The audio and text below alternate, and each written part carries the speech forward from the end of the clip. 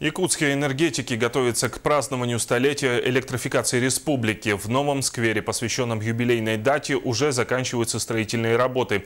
Место отдыха украсит памятник первой электростанции. О том, кто стоял у истоков зарождения электроэнергетики республики и сегодняшних условиях этой сферы, в материале Рудольфа Сахарова. Энергетика в Якутии появилась в 1914 году. Именно тогда в столицу республики была доставлена первая электростанция, основой которой стал локомобиль 150 лошадиных сил германского завода Генриха Ланца. К 1941 году в республике было установлено 28 электростанций. Петр Павлов, первый из якутов, квалифицированный энергетик, вспоминает о создании электростанций в зоне вечной мерзлоты. Привезли сюда, поставили электростанцию и дали около 200 домов в свет. С первых локомобильных электростанций по колхозам республики начали ставить 1947 года. Первая станция Амгинском Улусе, село Бетюн, 20 домов осветили электричеством от локомобильной станции.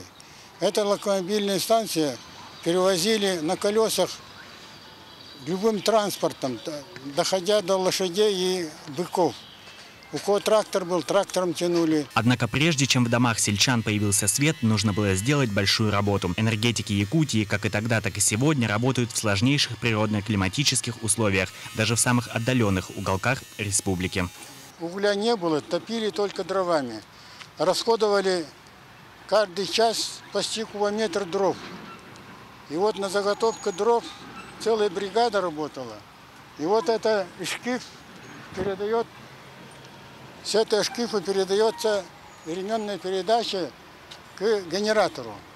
И генератор начинает вырабатывать электроэнергию. Сегодня Якутскэнерго занимает одно из первых мест в стране по площади обслуживания и по протяженности ЛЭП, которая равна половине длины экватора. Это свыше 20 тысяч километров. В республике успешно реализуется программа оптимизации локальной энергетики, предусматривающая постепенный отказ от использования дорогостоящего дизельного топлива и развитие сетевого хозяйства. Сейчас основное совершенствование, модернизация, реконструкция, все это идет с применением новых дизель-генераторов.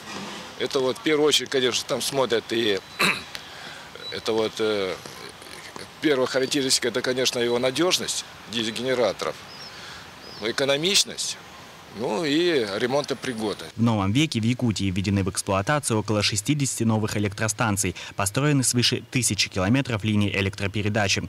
В 2010 году на Якутской ГРЭС, единственной в мире газотурбинной станции на вечной мерзлоте, завершена наладка резервного источника энергоснабжения, сводом которого мощность станции увеличилась. Также в столице для покрытия дефицита мощности в центральном энергорайоне идет строительство ГРЭС-2. Рудольф Сахаров, Алексей Семенов, НВК «Сахам», Якутск.